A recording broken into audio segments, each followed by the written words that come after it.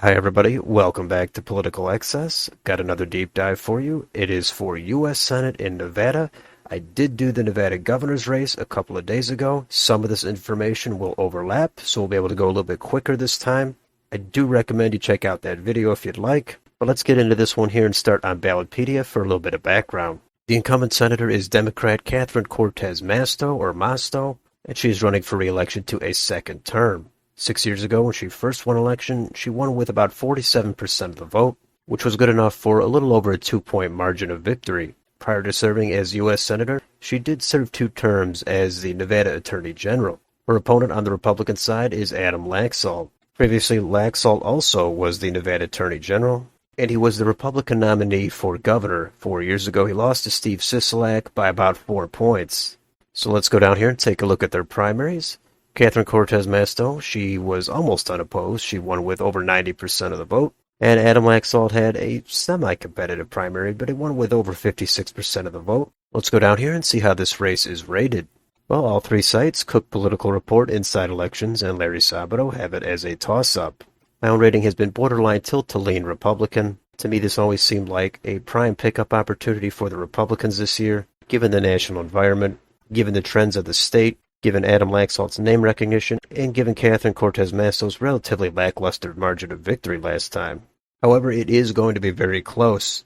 There's a chance the Democratic support is being undersampled in the polls. It's happened before. In 2010, Harry Reid was supposed to lose his seat, and Sharon Angle was supposed to pick that up, but in the end, the polls were completely off, and Harry Reid won re-election. The issue I will say with Laxalt is he did just run for governor 4 years ago, and he lost. So that is a stain on his resume. I'm not a big fan of people losing statewide and then coming right back and running again. It is a 4-year gap. Some things are different this time around. Last time it was a blue wave. But then again, a Senate election is going to be different than a governor's election. Let's move down here and take a glance at the campaign finance. And Catherine Cortez Masto, she has greatly outraised Adam Laxalt. Sometimes the money matters. Sometimes the money doesn't really matter a whole lot. But that takes us down to how the counties are trending on a presidential level. Again, I did look at this part on my governor's video, so I will just glance over it really quickly. But over 88% of the population lives in just 2 counties. Both of those counties voted for the Democrat for president in the last 3 elections. Only 11% of the remaining 15 counties voted for the Republican for president in the last 3 elections. And if we go down to the county map, over 70% of the population lives in a single county, that is Clark County. That has Las Vegas. 2 years ago, it supported Joe Biden by almost 54%. Donald Trump got over 44%. Trump's support did increase over his 2016 margin. So if this county does trend just a little bit to the right, that should be enough for a Republican to win statewide. The other blue county is Washoe County, that has Reno, that has supported the Democrats by a narrower margin, and it's similar to where it's at from 10 years ago when Barack Obama carried it. Most of these other counties are very deep red. Some of them supporting Donald Trump even with over 80% of the vote. Of course, the only issue is there's not very many people that live in these counties at all. So, as I said, Clark County is basically the key to winning this. The red counties are probably close to maxed out at this point. Clark County is more working class. And something else people mention are the Hispanic trends. Are they going to continue to trend a little bit toward the right? That is a factor to consider as well. If Laxalt were to win Washoe County, I think he would win. Or even if he just does about 2% better in Clark County, I think he would have this wrapped up.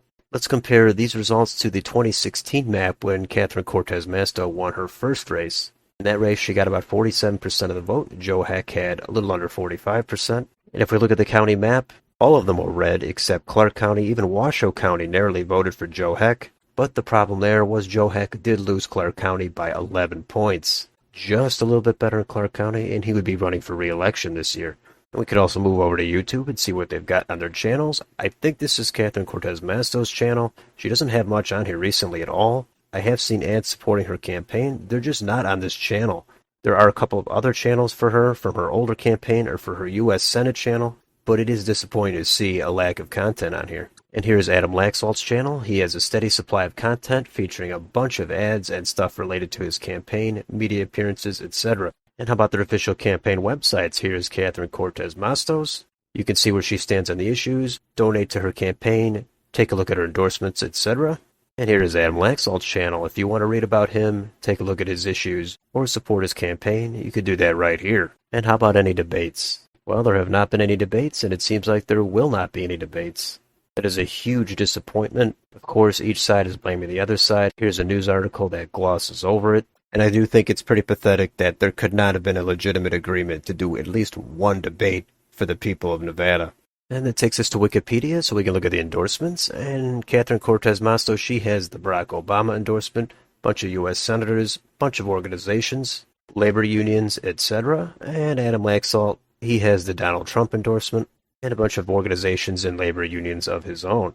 And that brings us down to the polling, and right now, in the aggregate, Adam Laxalt has a 0.8% lead on Real Clear Politics, 47.3 to 46.5. At 538, it's only a 0.1% lead. You can see this graph here. It's been very narrow and very back and forth the entire campaign. Let's go down and take a look at the individual polls. Keep in mind some of these polls are from Republican-aligned firms or Democratic-aligned firms, and no one is really getting 50% of the vote. Plenty of these polls have the candidates even under 47% of the vote. One thing to keep in mind is in Nevada, you can vote for none of these candidates as a valid vote option. So that is going to take away some of the vote from these candidates and make it difficult to win with a majority support. But it is a very competitive, close race. But let's move on and compare these polls to see how they stacked up against 2016. In that race, all of the polls did show Catherine Cortez Masto toward the final couple of weeks with a lead. Plenty of the ones before that showed a back and forth or even a tied race. But these polls don't really seem to be way off. And we also don't know what is going to happen in that final week. And finally, we can get on PredictIt and take a look at the market.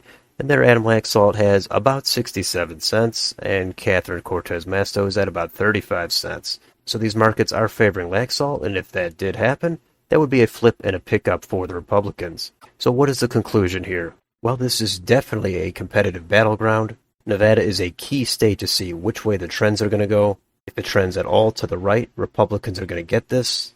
And if it goes back to the left at all, the Democrats are going to have this. Most of the indicators do show it's favoring Laxalt, and the Laxalt name does run deep in politics. His dad was a longtime U.S. Senator from New Mexico. His grandfather was a senator and governor of Nevada, so that could be an asset or a liability, depending on how you look at it. Laxalt also does have an alignment with Donald Trump, so he is going to get that support. I don't personally think his personality is all that exciting. Catherine Cortez Masto, on the other hand, she's also not that exciting. She does kind of blend into the background. She's not really that notable of a senator, in my opinion. However, she did have a narrow margin of victory in her first win. The Democrats are going to play up abortion, defending democracy. Those issues will help Democrats on the margin in Nevada, but mostly I think it's going to be the issues that are going to benefit Republicans: crime, cost of living, immigration, and even the pandemic response, including the lockdowns and the vaccines. It's definitely going to be a close race. The winner is very likely to be under 50% support. Right now, I would say Laxalt does have a very narrow edge. That's what I've been saying all year. Previous polling errors undersampling Democrats. That's something to point out. But any past errors doesn't mean they're going to be happening this time. I think whoever wins, it'll be by under a 3-point margin. It's hard to say who has momentum right now, and there's still time for a late surge for things to change in the final week and a half. But that is a dive into this U.S. Senate race in Nevada. Let me know in the comments, are you following this race, and what do you think the margin is going to be? And if you enjoyed this channel, please like, share, and subscribe. Thank you for watching, and I'll see you on the next video.